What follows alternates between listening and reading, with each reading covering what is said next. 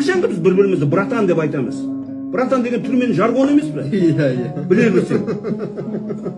Ол коммунистік партияның біріктіруі бізді, бір тілде сөйлетуі. Бауырымызға, бір-бірімізге братан дейміз. А бауыр деген, ол қасиетті сөз, ол киелі сөз, ол мистикалық сөз, бауыр деген. Бауыр деген ол ішкі дүниенің елшілеп тұрады. Соны қорғып бір-бірімізге братан дейміз. Болды ғой, жетеді ғой жігіттер.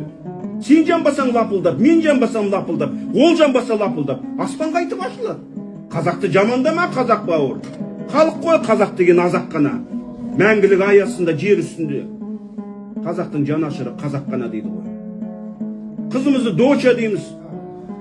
Дочаң не сен о заманда бұл заман? Қазақтың еркелетін сөзі бар емес пе?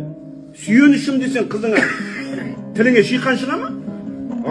Айналып кетейін жаным сол менің.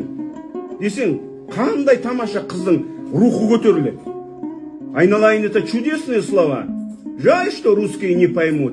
Объяснить я готова снова, но перевод звучит бедно дейді. Айналып кетсең қызыңнан. Періштелер, қызы бар үйді періштелер айналып жүреді. Базардан алып келген затыңды ұлыңнан бұрын қызыңа бер дейді. Міне.